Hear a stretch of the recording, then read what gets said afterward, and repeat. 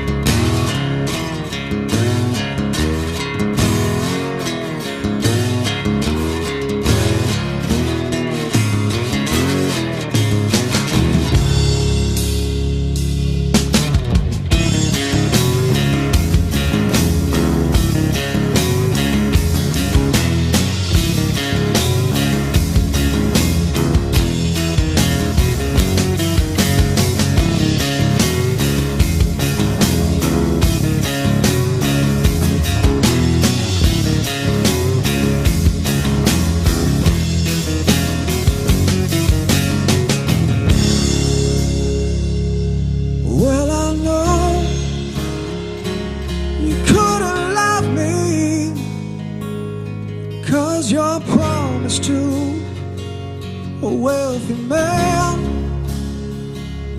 Take a look, what are you seeing? Is that a noose or a wedding band? Or should I go to see a healer? Twitching in my hands.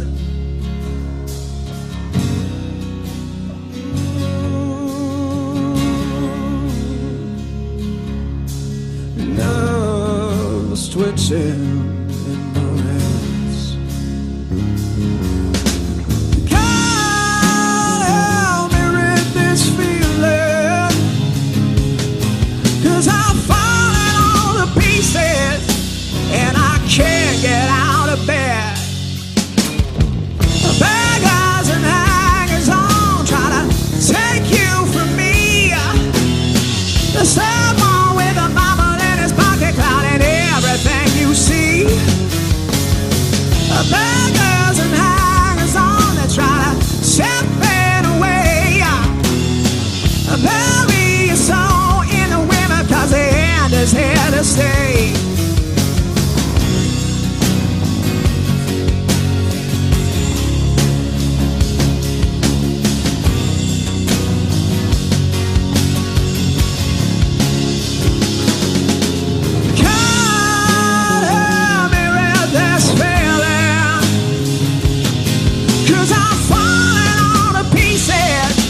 And I can't get out of bed.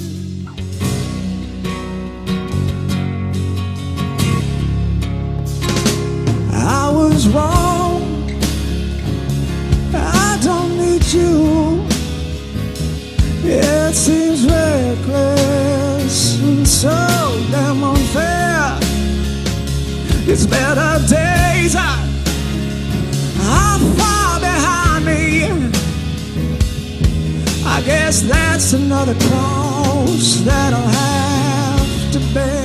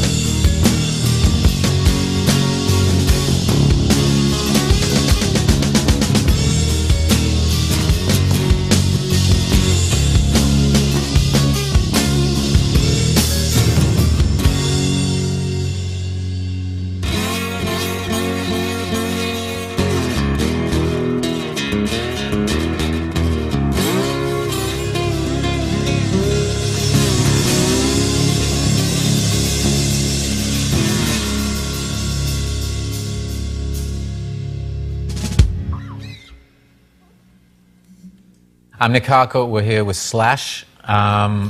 You're probably one of the most recognized guitar players in the world. What was it about music that first got you? That's a good question. I mean, when I was a kid, I was always around a lot of what you can consider contemporary music, rock and roll, when I was a little guy, and was always just a huge fan of music. And when I was 15 years old, or 14 years old actually, I picked up the guitar. And it was like all those years, that whole 14 years of listening to all these different types of music growing up, all of a sudden was like, it was like I stumbled on something that I was supposed to do.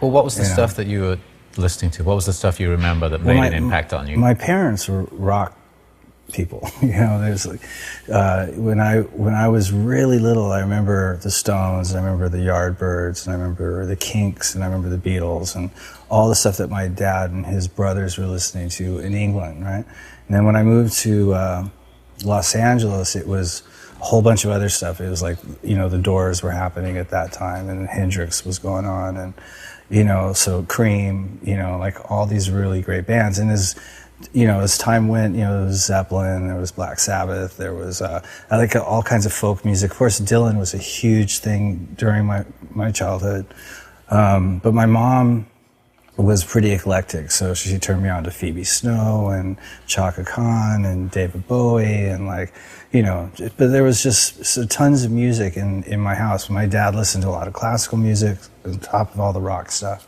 and so I just ingested all this without really giving it much thought. But I definitely knew what I liked, and I definitely knew what I didn't like. And when I picked up the guitar, it was like a eureka moment. It was like all this stuff that I didn't know that I wanted to do, all of a sudden there was this tool to be able to express myself with it. So really you had this diverse lineup of music that was infiltrating your brain, and it's interesting to me as well to think that you got the British side of it as well as the American side of it because of your dad coming from England. When you picked up that first guitar, how did that come about? Did you ask for one? Did you go buy one? More or less. Steve Adler, who was my bandmate in Guns N' Roses from the beginning, he and I met when we were 13, 14, and he had an electric guitar and a little amp and a little piece of stereo that he used to crank Kiss records and bang on his guitar. Right. And he was just over the top about it. It was like, the happiest I'd ever seen him was when he was just, but I mean, he didn't know how to play it, he'd just bang on it. And so we had that sort of fantasy of starting a band, and I thought, well, I'll play bass. It just seemed like the logical thing to do. But I went to a local music store right on Fairfax in Santa Monica, a music school rather, and went in there without an instrument. And in the course of the conversation with the guitar teacher, he had a guitar and he started playing, I think it was Sunshine of Your Love. And I was like, that's what I want to do, because he was playing the lead part. And he goes, well, that's not bass, that's electric guitar. And I really was sort of ignorant. I mean, I knew what it was, but I didn't really know what it meant. And so I went home and I asked my grandmother, I was staying with her at the time, I said, do we have a guitar anywhere? And it turns out that we had one hidden away in the closet that I never knew was there. So she gave me that guitar, and it was a flamenco Spanish, guitar, but it only had one string on it. So I learned all kinds of riffs on that one string. Wow. And then finally, through that same guitar teacher, I learned how to put the other 5 strings on it. And he gave me some great sort of rock, rock lessons, like if there'd be something that I wanted to learn, and he would learn it off the record and teach it to me. And I was like, well, after a while, I was like, well, I can do that. And so I just took off from there.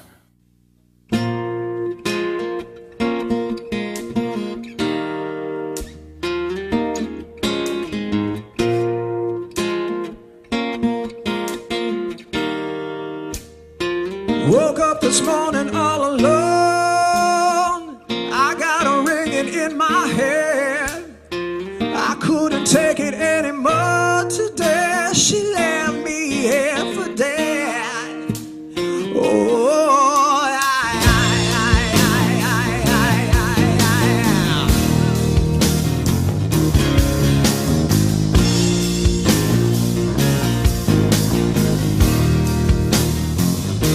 it'll come as no surprise. I should have known it from the start. The lights are faded and I can't deny this place ain't got no heart. Oh, if you can't hear me tonight, if you can't hear me tonight, you'll have to carry me back from Cali. I'm tired and broken and I lost my way. You'll have to carry me back to where I belong. You'll have to carry me back from Cali. I don't want money, I don't need the fame. You'll have to carry me back to where I belong. I got to leave this angel city, but I can't do it by myself. So if you please, mama, can you say amen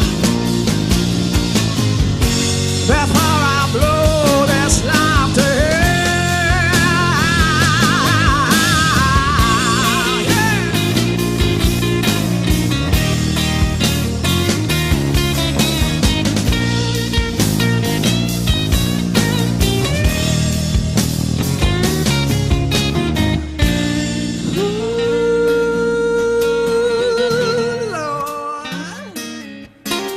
Mama grabbed me by the feet and just drag me on.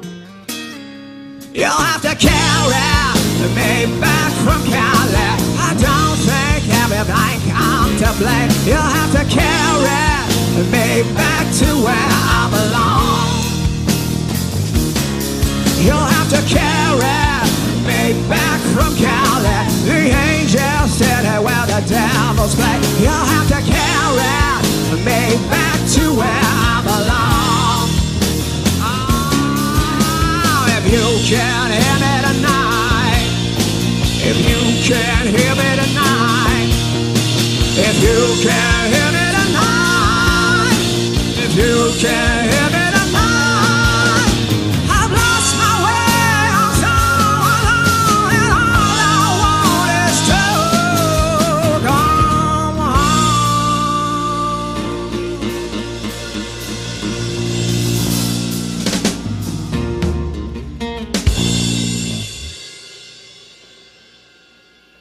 You mentioned some bands like Zeppelin and Cream and the Yardbirds and iconic guitar players, obviously, in those bands with their own sound, tone. Is that something that you spent time developing? Like with everything else, I didn't necessarily know about. I didn't have any friends that were guitar players, and obviously all my heroes were completely unreachable. So I sort of put my own idea of how it all worked, together in my head, and I just experimented with stuff. And I remember discovering a sound that I dug, and it was a little Fender Princeton and that Les Paul copy and a little MXR distortion box. And I remember that feeling of getting that working and going, oh, and that was like definitely, I had in my mind an idea of where I wanted it to go. I just never gave it that much thought. But when I sort of stumbled on it, I was like, arrived. There I am, yeah. And I think I've been sort of trying to improve on that ever since. I haven't really wanted to change it so much, and I've been playing the same kind of guitar. I think I always aspired to get a Marshall, because that to me, and always has been, a certain kind of sound that you can't get out of any other amp. And I've just been working with those same tools, just trying to get better at it ever since, ever since I started. Talked about hearing it in your head. How cerebral is your playing? It's part of it's totally organic, that doesn't have any real thought at all, and then there's another part of it that's just constant notes and ideas and melodies or whatnot that are swimming around all the time. So I always have to keep a guitar close by, because they come and go quickly. Who would you say has influenced you the most? There's a lot of guys that are all responsible for this. It was definitely, Eric Clapton back in the Creed days, Zeppelin, Aerosmith, AC/DC, B.B. King, Albert King. Those are like two of my favorite lead blues guitarists. I was going to say, you're talking about a lot of blues guitarists. They're all basically blues guys. Chuck Berry was one of them. Keith Richards and Mick Taylor and Ron Wood, that whole Stones thing. Even Brian Jones for that matter. So I mean, just everybody that was any good. Jeff Beck's a big one that I grew up listening to are still pretty much the best sort of rock and roll lead guitar players. There's more. I could go on for days with this, but they all had a lot to do with turning me on to this, and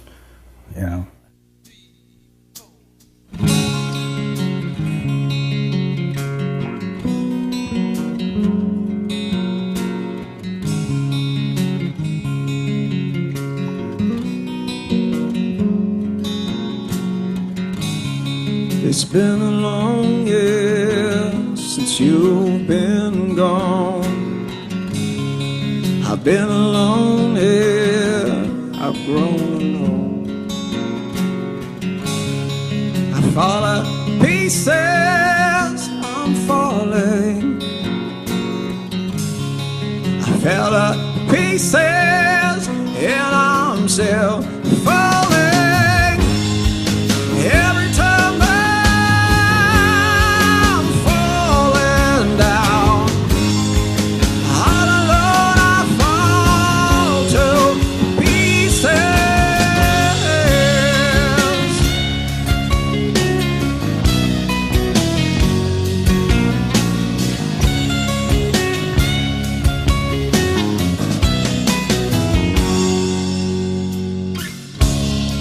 I keep a journal of memories.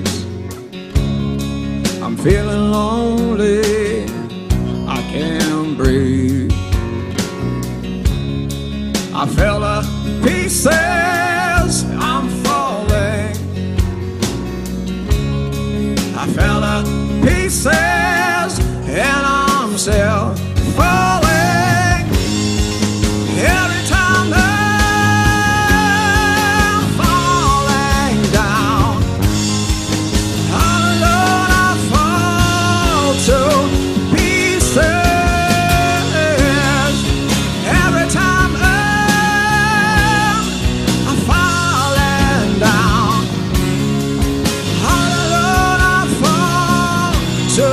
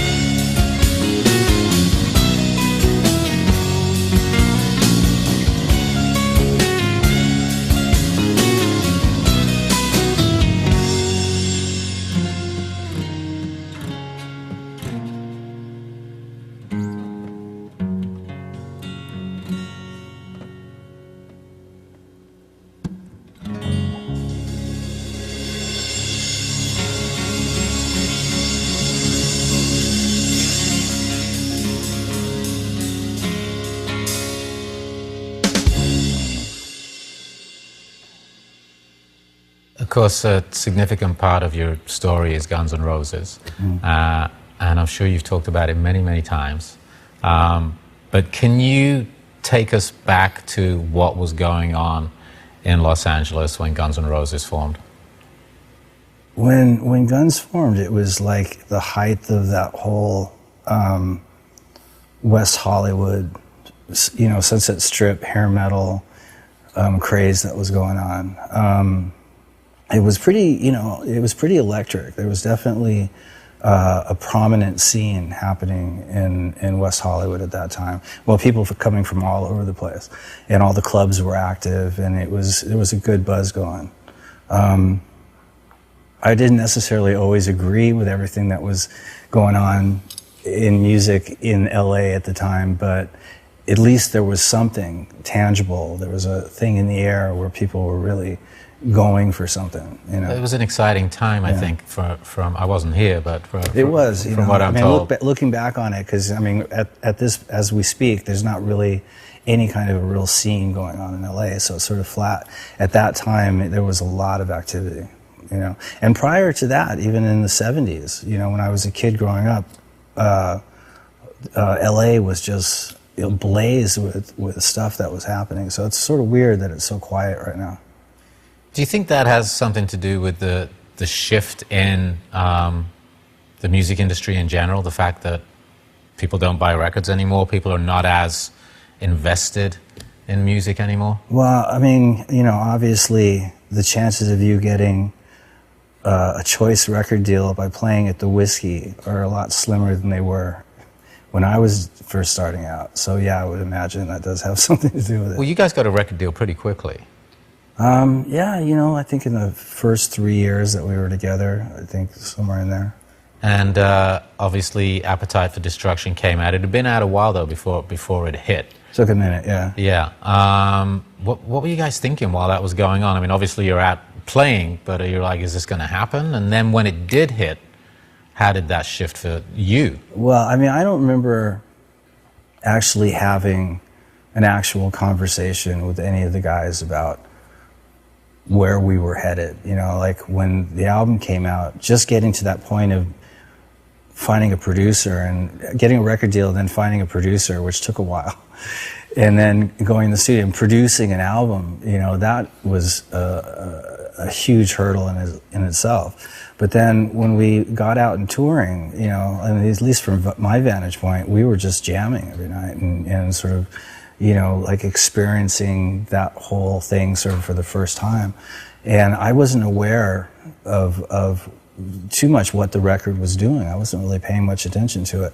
And then, a good year and a half into it, and the people behind the scenes were working really hard to make it happen, but to me, it was just about getting to the next gig. That was what was exciting to me.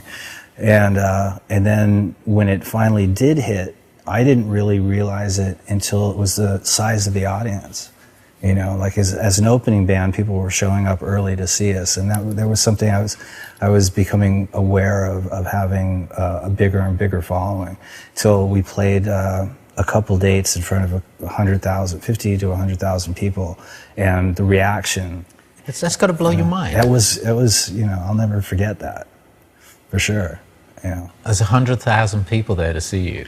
Well, they weren't there necessarily just to see us. Well, they're seeing you in that moment, though. It's a little different from the Whiskey. But it was huge. And that's when I realized, it wasn't even so much about how many, whatever the statistics were that the record company was telling us about.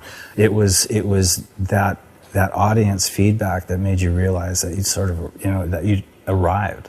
It was awesome. I was just getting off on playing all the time, partying all the time, and that went on for the better part of from the mid-90s all the way up until about 2001. So talk about John Lennon's lost weekend. I had like a lost decade. It was pretty crazy. Look, you're in a rock band, you're in one of the biggest rock bands in the world, you have access to stuff that a lot of people wouldn't have access to. You say you have a lost decade. So you probably can't remember a lot about it, but when you look back... I did write a book. I had to sit down and really focus. When you look back at that then, What was that period like for you as a guy, let alone as a musician, as a guy living this kind of insane lifestyle? Well, you know, when I was picking up the guitar, I was pretty much sort of living a very bohemian, not really sort of a member of regular society anyway. So the whole sort of, when the band got really big and stuff, it just made that sort of reality on a much bigger scale. You know, I don't think I really changed that much. It was always about getting a guitar, getting to the gig, and I never really understood, you know, the dynamic of the sensationalism that went around with being in a huge rock band. It made me actually really introverted. But the partying lifestyle was sort of, that was a big part of Guns N' Roses from the very beginning. So. But was that a part of the attraction of being in a band? No, I mean, I think the thing about being in a band was always the same thing that got me going when I first started. It was about being in a rock and roll band. It was about playing. It was about the whole sort of interaction of the group of people and the energy that you derive from that and all that. The partying was just something to do to kill the time in between gigs. So how did you eventually battle those demons? Well, because, you know, in any... with most people who party to excess, after a while, it goes very, very quietly from being a lot of fun to becoming, you know, the crutch that you turn to every time things aren't going well. And that becomes a little bit more of a miserable side of the whole thing, you know, and you know, just years and years of ups and downs with that, and, you know, having major addiction problems and all that stuff that I'm sure you're familiar with. It finally just reached a point where it just wasn't fun anymore. And so fortunately for me, the one thing that always kept me grounded and kept me sort of walking and breathing was music. And so there came a point where it was like one or the other. And so finally... Were you about to compromise that, do you think? Well, I think, you know, without, maybe not consciously, but I think you're compromising it when, you know, you can't do until you find your dealer, you know, and so however long that takes, and then you've got to fix, and it just becomes a priority that it's a burden that you have to deal with. It's a long conversation, but anyway, so and the same with alcohol. It just becomes this thing that becomes as important as breathing and eating or whatever it is that your normal functions are. You know, you add this new baggage to it and it becomes a major part of your whole existence. And yeah, music has to take a back seat at some point. Was there a moment where, I mean, do you remember a specific moment? A lot of addicts will talk about a moment where they hit bottom. Do you remember a moment where you're like, I got to stop this? Something happened where you're like, I got to stop? Well, denial is hard. Denial can carry you a long way. There was hints of it. You know, it took a lot of going through these different experiences of hitting bottom, sort of picking yourself back up, and just those continual, you know, peaks and valleys of feeling comfortable with yourself and everything that you're doing, and sort of keeping your habits sort of in check, and then going down the ravine again, and then climbing back up, and finally it starts to make sense. It's like, this is really a lot more of a pain in the ass than it's worth. And then it's a matter of committing to the idea of just stopping, you know. Was it easy for you once you decided? Once I finally made that decision, yeah, I haven't touched it since.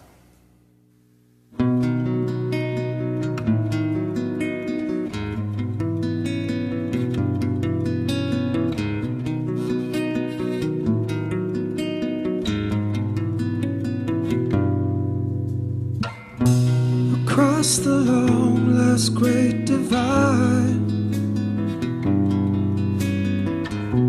the distant longing never dies. And all the pain of a dream that was never known never fades no more.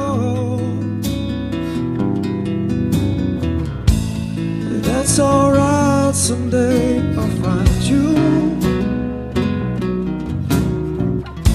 I tell myself most every night, it seems so far and away. Another life, another time and place. Oh, I hope that I can find you so far and away. I've not been lost, I never will replace. It seems so far away. A love I'll never come to see. And though I tried, can't let it be. My God, it aches for the longing, it only grows every day. I only bleed when I'm all alone. It's saying time, give it tomorrow. But to me, that's just a lie. It seems so far and away. Another life, another time and place. Oh, I hope these words will find you so far and away. I'm waiting on a miracle today.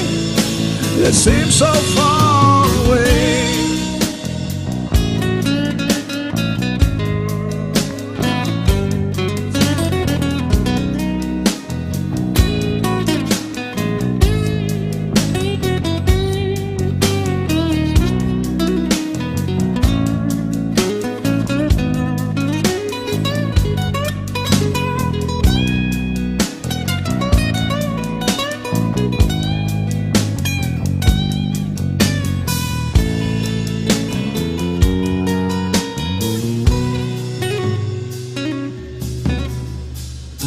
So if you hear this last refrain,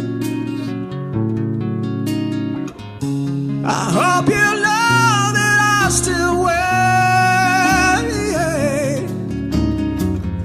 I can't let go.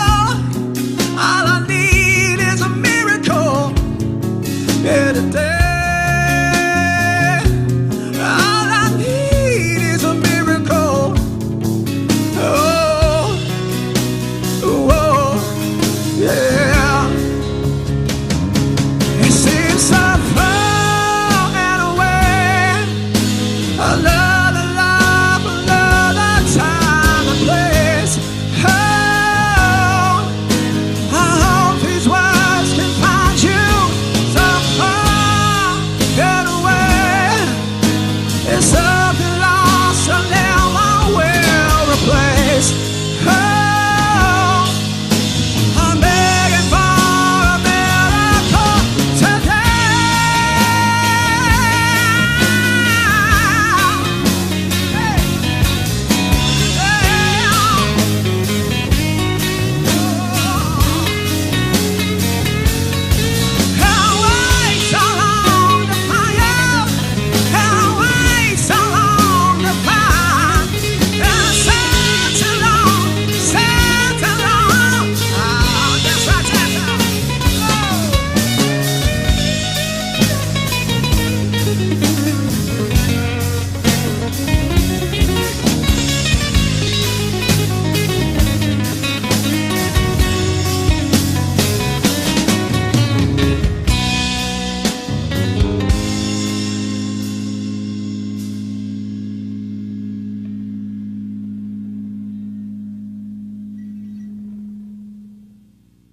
I want to come back to your current career, your solo career. You're independent now. You're an independent artist now. You've gone through the... well, there's something ironic about that, don't you think? You've gone through the major label system and everything's changed, obviously, over there. How does it feel to, I guess, be in total control?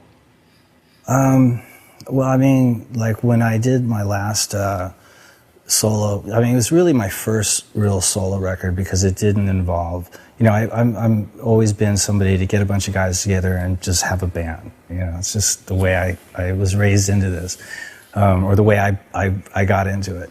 And so this was the first time where I had just myself, you know, to sort of like, okay, I want to make this record and I've got to get these people together, and then I had the idea of having all the singers, so I had to get a bass player and a drummer and then get all these singers together because I wanted to have people play on my record as opposed to me playing on everybody else's. That was the basic gist of it. And so that was really a liberating experience, just having just doing whatever it was that I wanted to do without anybody looking over my shoulder, without having to answer to anybody. But by the time it was done, it was a hugely satisfying feeling. And then, you know, I've never been able to, the concept of making a record without doing a tour it's inconceivable. So as soon as the record was done, I started putting ideas together to get a band to go on the road with. And in the process of doing that, Miles Kennedy, who was one of the guys who sang on the record, he and I developed a great relationship, and then I met Brent Fitz in Las Vegas one night, and he introduced me to Todd Kearns, and so this was going to be the touring band, and it turned into a really great band. So once again, here I am in a band again. You know? If there was a song that would encapsulate what Slash is all about, what would it be? That's the toughest question in the world. Street Fighting Man from the Stones. It's a great one. I mean, I could sit here for days and. Well, you picked a great one. Why? Because that's a song that sort of encompasses what it's all about to me. You know.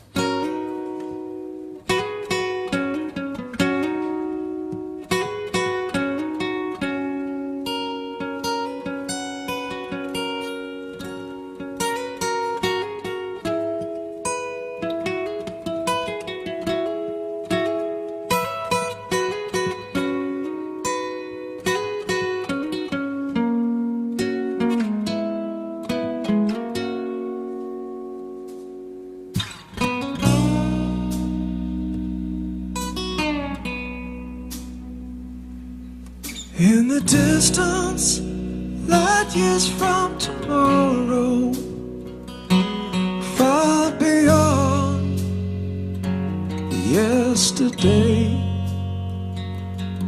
she is watching heartache, sorrow.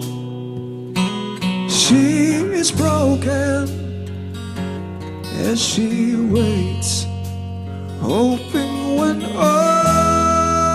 said and done, we learn to love and be as one. Oh, oh, oh. Oh, starlight, don't you cry, we're gonna make it right before tomorrow.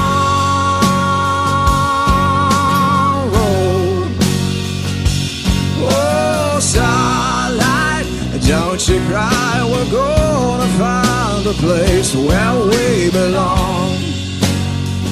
Where we belong. And so you know, you'll never shine alone.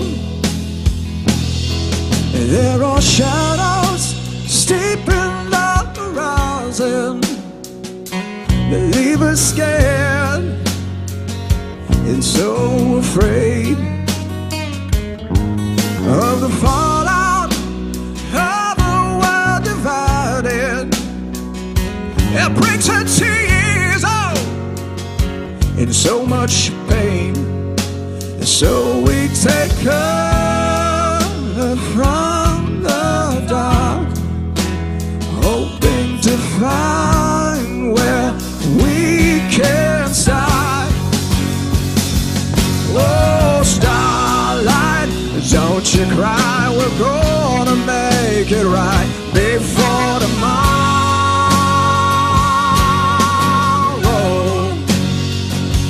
Oh, starlight, don't you cry, we're gonna find a place where we belong.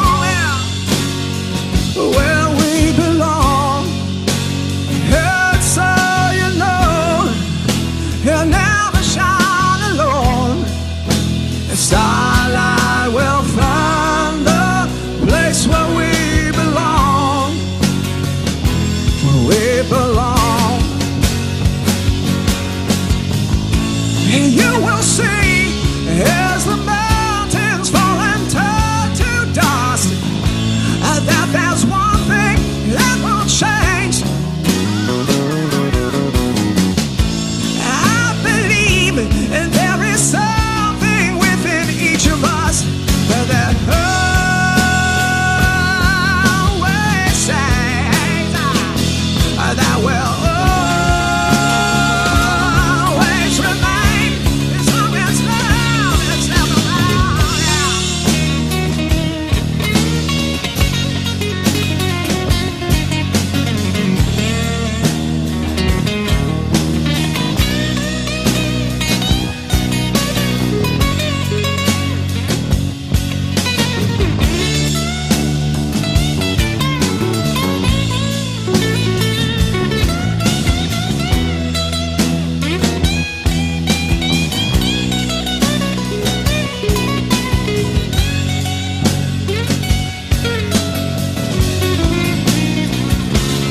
Oh, starlight, don't you cry, we're gonna make it right before tomorrow.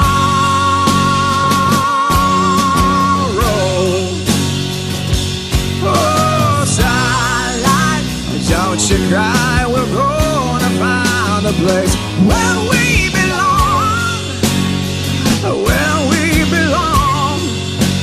And so you know you'll never shine alone. It's our light will find a place where we belong, where we belong.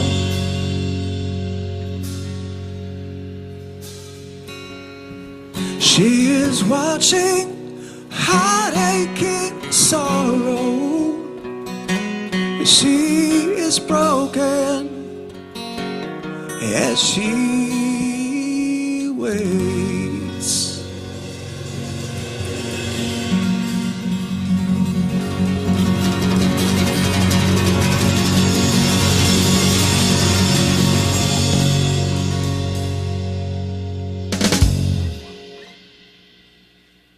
How did you guys get together? It's a long story. When I was doing my last record with all these different singers on it, at one point, towards the end of the record, I had a couple songs that I was looking for somebody to sing them, and I couldn't think of who to sing them. And it seemed like everybody knew who Myles Kennedy was, and I heard of him, but I'd never met him. And so I thought maybe he'd be the right guy to sing these two songs. And so I contacted him and told him what I was doing. He was like, cool, and send me the music. And I sent it to him, and he put the lyrics and words to this song called Starlight and sent it back to me. And I was like, that's awesome, you know? And so we flew out to LA and we recorded that song, and then we did another one called Back from Cali. And that's how we really got together, and it sort of blossomed from there. What's your background? Well, I kicked around in Spokane for many years and kind of cut my teeth playing in various bands. My first like real shot, so to speak, was back in the late '90s with a band called the Mayfield Four, and we did 2 records for Epic, and then a few years later I started playing with Alter Bridge, and we've been together for 8 years now. And you're still in that band, obviously, Yeah. and you bounce back and forth. Yeah. You're a busy guy. Yeah. Guy hasn't quit working in 4 years. It's been, well, pretty much since He Call. It's been non-stop, work. But good. I mean, it's music, man. I mean, like, I'm not digging ditches for a living. I'm lucky. So This is true. We're all lucky. Yeah, absolutely. How far into the tour were you before you decided that maybe this was going to be a band? Well, when Myles and I had agreed that we were going to do this tour, I found Brent Fitz, and he introduced me to Todd Kearns. So Brent plays drums and Todd plays bass, and so from the first, we only had about 2 weeks of rehearsal before the first show, and in that 2 weeks we started jamming, and it was just that feeling of cohesiveness, and it was just like very the chemistry was really good. So we set off on tour, and it was pretty early on. It was going so well, and I was getting along with the guys. There's so many variables in a band, and everything just sort of came together. And pretty early on, I was like, if I was going to do another record, I would do it with these guys. So I asked them if they were interested in doing that, and they were. So I just started writing material and sending it to Miles, and off we went. So we've just actually finished our first record as the same group that we toured. Yeah.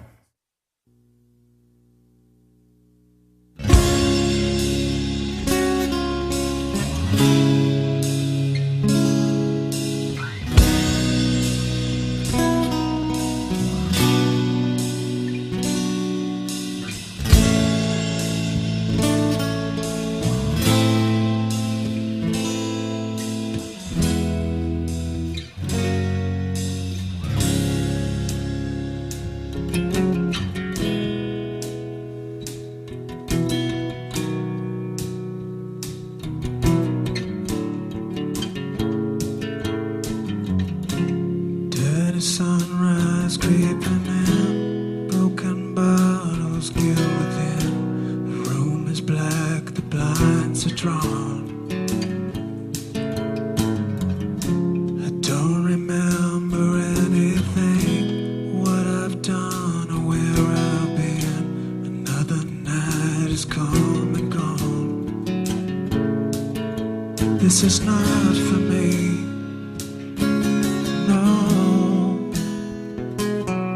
This is not for me. No, this life is not for me. No, this is not for me. No, anymore.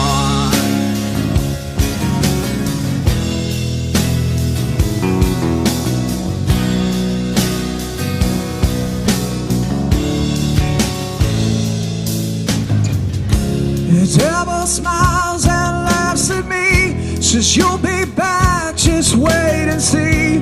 You know I've heard this all before. And I say, you can keep your high life in the hills, your cocaine lies and whiskey thrills. I don't need you anymore. This is not for me. No. This is not for me. No, this life is not for me. No, this is not for me. No.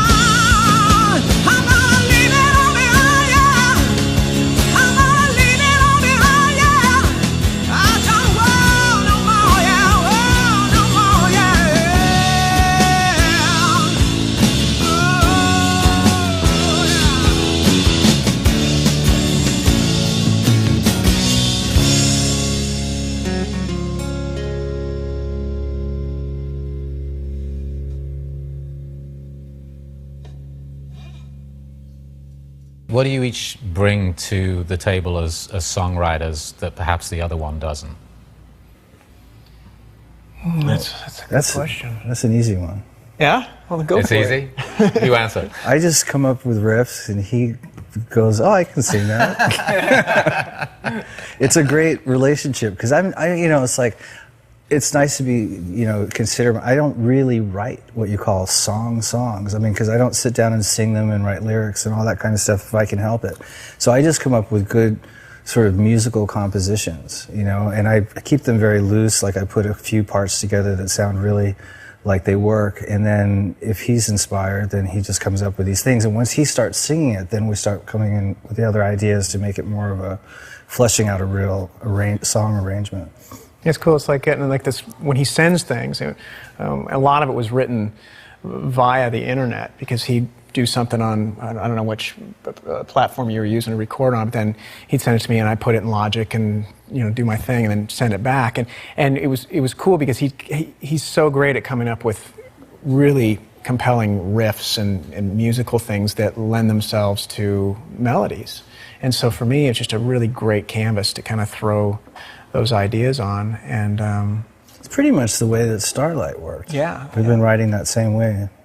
Especially because we're always, that's why I said we were on the road. So all this stuff was written, on the fly. You know what I mean? Right. Were you working this stuff out on the road at all? Were you playing any of the stuff as you were writing it? Couple things. We did at Soundcheck, and the first single that we put out, we did at Soundcheck, and the title track for the record, Apocalyptic Love, we worked out in rehearsal and stuff. Or in Soundcheck, so we did do stuff there, but at hotels and on the bus and stuff, we're so fried from the gigs that we just decompress. And then when I get to my room, I sort of put something together quietly and then just send it. And that was sort of the touring strategy, a way of doing it, the MO on the road, so to speak. I'm guessing you've gotten over the fear of the MP3 coming back. Oh yeah, no, now it's intriguing. It's like I'm dying to hear what he comes up with for this, It's a fascinating way of working, and I guess, technology has enabled us to be able to do this. But is it a new way of working for you to be sending stuff to somebody and getting it back with lyrics and vocals on it? Well, I mean, if we didn't do it that way, it would be a much slower process because we would have to wait till we could get together in a room and sit down and work it out for a while, which would mean a day off, which are few and far between. So yeah, the sort of the way of doing this at this point, normally when I was on tour, I would just be in a bar. So this is completely new because I never used to write on the road. I was always partying too hard. So this time around, I actually took the time I invested into partying and just put it into writing. And so it's a whole different trip for me altogether, technology or no technology, just actually being productive in between gigs, Well, it's been a pleasure talking with you guys. Thanks for filling us in on the project.